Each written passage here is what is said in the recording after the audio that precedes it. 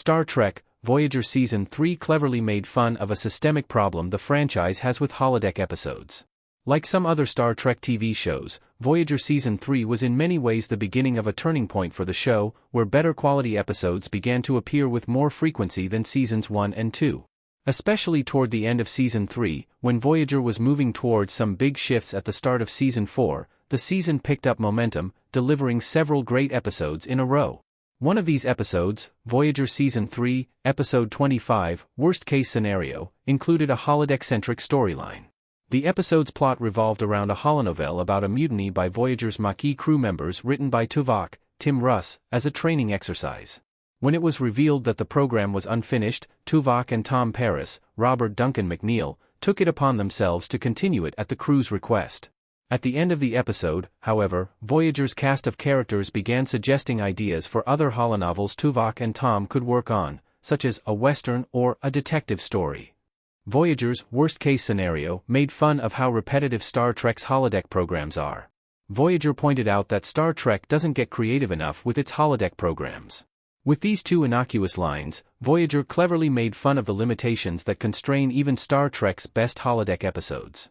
Mentioning Western and detective fiction seems to be an allusion to both the Dixon Hill program and the Western holonovel in A Fistful of Datas from Star Trek, TNG, including subtle references like this made it seem like Voyager was pointing out the irony that Starfleet officers can program anything they want on the holodeck, but instead often choose from a very limited range of ideas for their entertainment.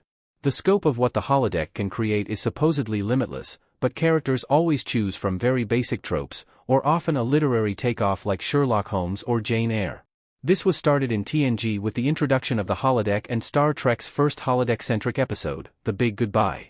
However, instead of branching out, the franchise chose to stick with exactly what was familiar for the rest of TNG and into DS9 and Voyager. Although DS9 occasionally used their holosuits a little differently, Voyager certainly continued the trend in many of its episodes. How Voyager subverted Star Trek's usual holodeck tropes in Worst Case Scenario. Worst Case Scenario was a different kind of holodeck episode. Robert Duncan McNeill as Tom Paris faces off against himself in Star Trek, Voyager, Season 3, Episode 25, Worst Case Scenario. Interestingly, however, Worst Case Scenario is a subversion of the usual holodeck tropes. A holonovel about Voyager's crew is already different from the norm, as other shows generally use the holodeck to put characters in fantastical settings. Likewise, a program that directly pits the show's characters against each other was an even more unique idea.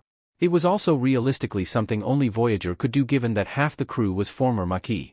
Other Starfleet officers would have no reason to mutiny against each other, but Voyager's tenuous Maquis-Starfleet relations were a hallmark of the show's early seasons.